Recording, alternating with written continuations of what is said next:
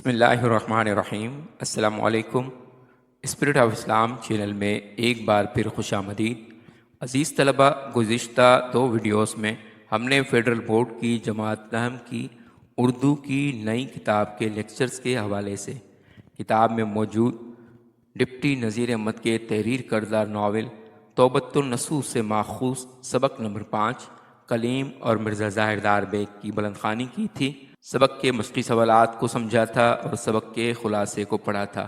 آج کی اس کلاس میں ہم اس سبق سے متعلق SLO بیسڈ یعنی تدریسی مقاصد پر مشتمل سوالات کے جوابات، عبارات کی تشریح کو پڑھیں گے اور آسان الفاظ میں سمجھیں گے۔ اگر آپ نے اس سبق کے تفصیلی لیکچرز کی ویڈیوز نہیں دیکھیں تو ان کا لنک آپ کو ڈسکرپشن میں مل جائے گا۔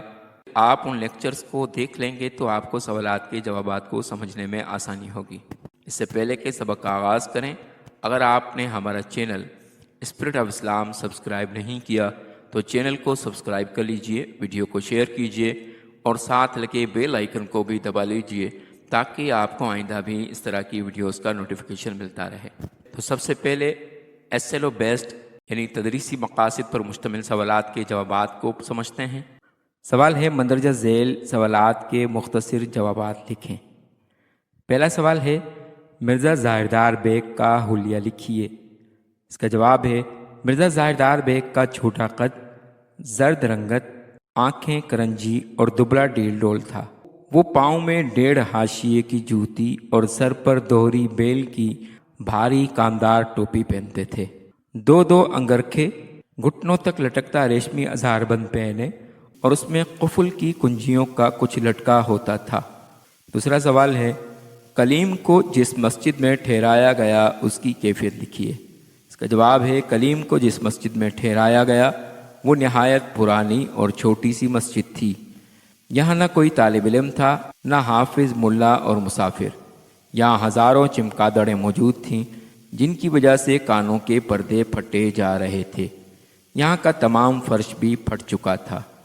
تیسرا سوال ہے، ظاہردار بیگ نے چنے کی تعریف میں کیا کہا؟ اس کا جواب ہے، ظاہردار نے کہا کہ چنوں کی عجب سوندھی خوشبو ہے، لوگ مٹی کا عطر کشید کرتے ہیں، اس جانب کسی کا دھیان کیوں نہ گیا؟ چھدامی کی دکان پر اتنا رش تھا کہ اس کے ہاتھوں میں فن ہے جو بھنے ہوئے چنوں کو سڈول بنا دیتا ہے۔ چنوں کی دال ایسی بنی ہے کہ اس پر کوئی خراش تک نہیں ہے۔ دانوں کی رنگت ایسی خوبصورت ہے کہ کوئی بسنتی اور کوئی پستئی ہے۔ زمین سے اگنے والے پھل اور اناج بھی چنے کی لذت کو نہیں پا سکتے۔ چوتھا سوال ہے، کلیم جب صبح سو کر اٹھا تو اس نے خود کو کس حالت میں پایا؟ اس کا جواب ہے، کلیم جب صبح سو کر اٹھا تو اس نے اپنے جوتے، بستر اور ٹوپی سمیت اپنا بہت سا سامان غائب پایا، جبکہ فرش کی دھول اور چمگادڑوں کی غلاظت کی وجہ سے وہ خود کسی بھوت کی طرح بن گیا تھا۔ پانچواں سوال ہے، اس قصے سے مرزا ظاہردار بیگ کے کردار کی کون سی خصوصیات سامنے آتی ہیں؟ اس کا جواب ہے، اس قصے سے مرزا ظاہردار بیگ کا کردار ایک شیخی بیدار کی طرح ابھر کر سامنے آتا ہے، جسے جھوٹی نمود و نمائش کا شوق ہے۔ وہ انتہائی مفلسی کی زندگی گزار رہا ہے۔ اس کے کردار میں جھوٹ بولنے کا وصف ہے۔ وہ دوستی کا حق ادا کرنے سے محروم ہے۔ سوال نمبر 6، کیا مرزا ظاہردار بیگ نے اپنا پتہ درست بتایا تھا؟ جواب، مرزا نے اپنا پتہ درست نہیں بتایا تھا۔ اس نے اپنے آپ کو جمعدار کا وارث ظاہر کیا جبکہ وہ مرزا بانکے کا بیٹا تھا۔ سوال نمبر 7، مرزا صاحب کس حالت میں گھر سے باہر آئے؟ جواب، کلیم نے جب مرزا کے گھر پہنچ کر آواز دی تو کچھ دیر بعد مرزا صاحب ننگ دھڑنگ جانکیا پہنے ہوئے باہر تشریف لائے۔ سوال نمبر 8، مرزا نے دیر سے آنے کا کیا بہانہ لگایا؟ اس کا جواب ہے، مرزا نے بہانہ بنایا کہ اس کی بیوی کئی دن سے بیمار ہے، خفقان کا عارضہ، اختلاج قلب کا روگ ہے۔ اب جو میں آپ کے پاس سے گیا تو ان کو غشی میں پایا، اس وجہ سے دیر ہوئی۔ سوال نمبر 9، مرزا اپنے بارے میں کلیم کے پاس کیا دعوے کیا کرتا تھا؟ اس کا جواب ہے، مرزا اپنے آپ کو جمعدار کا وارث اور جانشین ظاہر کرتا تھا۔ وہ کہتا تھا اس کے ہاں دوہری محفل سرائے، کئی پائیں باغ، متعدد دیوان خانے حوض، حمام، کٹڑے، گنج، دکانیں اور سرائے ہیں۔ سوال نمبر 10 ہے، مرزا نے جمعدار سے اپنا کیا رشتہ بتایا؟ اس کا جواب ہے، مرزا اپنے آپ کو جمعدار کا وارث اور جانشین ظاہر کرتا تھا۔ اس کے بعد سوال ہے، مرزا نے بھوک سے نڈھال کلیم کو کیا کھلایا؟ اس کا جواب ہے، مرزا نے کلیم کو چھدامی بھڑوونجے کے ہاں سے بھنے ہوئے چنے کھلائے، کلیم نے انہی پر گزارا کیا۔ اس کے بعد سوال ہے، چھدامی کی مہارت کس طرح بیان کی گئی ہے؟ اس کا جواب ہے، مرزا نے کہا کہ دال بنانے میں اس کو اتنی مہارت حاصل ہے کہ کسی دانے پر خراشیں تک نہیں آنے دیتا اور بھوننے میں چنوں کو سڈول بنا دیتا ہے، اسی وجہ سے چھدامی کی دکان کا چنا بلا ناغہ لگ رہا ہے۔ اس کے بعد اگلا سوال ہے، دستک پر نکلنے والی لونڈی نے مرزا کی حقیقت کس طرح بیان کی؟ اس کا جواب ہے، لونڈی نے کہا، وہی مرزا ظاہردار بیگ جس کی رنگت زرد زرد ہے، آنکھیں کرنجی، قد چھوٹا، دبلا ڈھیل، اپنے تئیں بہت بنائے سنوارے رہا کرتے ہیں۔ سوال نمبر 14 ہے، مرزا کلیم کو دیکھ کر کیوں شرمائے؟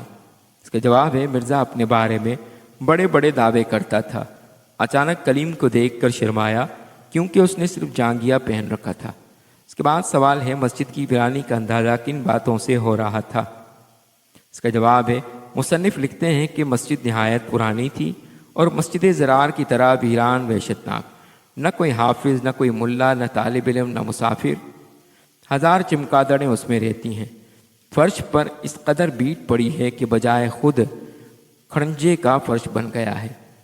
سوال نمبر 16 ہے، مرزا کی شخصیت کی کم از کم 3 خصوصیات لکھیے۔ اس کا جواب ہے، نمبر 1، مرزا پرلے درجے کا چرب زبان، نمبر 2، ریاکار، نمبر 3، بے حیا۔ اس کے بعد سوال ہے، مرزا کی ظاہردار کی تفصیل بیان کیجیے۔ اس کا جواب ہے، مرزا نے اپنا پتہ درست نہیں بتایا تھا، اس نے اپنے آپ کو جمعدار کا وارث ظاہر کیا جبکہ وہ مرزا بانکے کا بیٹا تھا۔ مرزا کے مطابق وہ جمعدار کے معاملات سے اس لیے الگ ہو گیا کیونکہ وہ لڑائی جھگڑے اور بکھیڑوں سے دور رہتا تھا، اس لیے وہ کنارہ کش ہو گیا۔ مرزا نے کلیم کو چنے کھلائے، اس نے چنوں کی بہت تعریف کی، اپنی چرب زبانی سے چنوں کو گھی میں تلی ہوئی دال بتا کر کھلایا، بیچارہ بھوکا تھا چنانچہ اسی پر گزارا کیا۔ سوال، مندرجہ ذیل عبارت کی تشریح کریں۔ یار ہو تم بڑے خوش قسمت کہ اس وقت بھاڑ مل گیا، ذرا واللہ ہاتھ تو لگاؤ، دیکھو تو کیسے پھلس رہے ہیں، اور سوندھی سوندھی خوشبو بھی عجب ہی دل فریب ہے کہ بس بیان نہیں ہو سکتا۔ تعجب ہے، لوگوں نے خس اور مٹی کا عطر نکالا مگر بھنے ہوئے چنوں کی طرف کسی کا ذہن منتقل نہیں ہوا۔ کوئی فن ہو، کمال بھی کیا چیز ہے۔ دیکھیے اتنی تو رات گئی ہے مگر چھدامی کی دکان پر بھیڑ لگی ہوئی ہے۔ بندے نے بتحقیق سنا ہے کہ حضور والا کے خاصے میں چھدامی کی دکان کا چنا بلا ناغہ لگ کر جاتا ہے، اور واقعی میں ذرا غور سے دیکھیے کیا کمال کرتا ہے کہ بھوننے میں چنوں کو سڈول بنا دیتا ہے۔ بھائی تمہیں میرے سر کی قسم، سچ کہنا ایسے خوبصورت خوش قطع سڈول چنے تم نے پہلے بھی کبھی دیکھے تھے؟ دال بنانے میں اس کو یہ کمال حاصل ہے کہ کسی دانے پر خراش تک نہیں، ٹوٹنے پھوٹنے کا کیا مذکور، اور دانوں کی رنگت دیکھیے، کوئی بسنتی ہے کوئی پستئی، غرض دونوں رنگ خوشنما۔ یوں تو سدا قسم کے غلے اور پھل زمین سے اگتے ہیں لیکن چنے کی لذت کو کوئی نہیں پاتا۔ چلتے ہیں اس عبارت کی تشریح کی طرف۔ یہ اقتباس سبق کلیم اور مرزا ظاہردار بیگ سے لیا گیا ہے جو کہ ڈپٹی نذیر احمد کے ناول توبۃ النصوح سے اخذ کیا گیا ہے۔ ڈپٹی نذیر احمد کا تخلیق کیا ہوا کردار مرزا ظاہردار بیگ افسانی ادب کا ایک لافانی کردار ہے۔ اس ناول میں نذیر احمد نے طنز کے ساتھ مزاح کو بھی استعمال کیا ہے۔ معاشرے کی ظاہرداری اور نمائشی زندگی کو نشانہ بنانے کے لیے نذیر احمد نے مرزا ظاہردار بیگ جیسے کردار کو پیش کیا ہے۔ اس ناول کا موضوع اولاد کی تربیت میں والدین کی ذمہ داریاں ہیں۔ میاں نصوح اپنے بیٹے کلیم کی اچھی تربیت کرنا چاہتا ہے مگر کلیم پر ذرا بھی اثر نہیں ہوتا۔ وہ غصے میں آ کر گھر چھوڑ دیتا ہے اور اپنے دوست مرزا کے ہاں چلا جاتا ہے۔ مرزا اپنے آپ کو بڑا امیر ظاہر کرتا تھا مگر اس کے پاس کچھ بھی نہیں ہوتا۔ وہ کلیم کو مسجد میں ٹھہراتا ہے، غرض کلیم کو گھر سے باہر بڑی مشکلات کا سامنا کرنا پڑتا ہے۔ نذیر احمد اگرچہ طنز و مزاح نگار ہیں لیکن ان کی تحریروں میں طنز و مزاح کے عمدہ نمونے موجود ہیں۔ نذیر احمد نے اپنے ناولوں کے ذریعے متوسط طبقے کی گھریلو زندگی کو ہمارے سامنے رکھا اور اس دور کی ناہمواریوں کے اصلاح کے لیے طنز و مزاح کا حسب ضرورت استعمال کیا۔ ظاہردار بیگ کے پاس کھانے کے لیے رقم نہ تھی، اس لیے وہ تھوڑے سے بھنے ہوئے چنے لے آیا اور اس کی تعریف ایسے کرنے لگا کہ دنیا کا بہترین کھانا ہے۔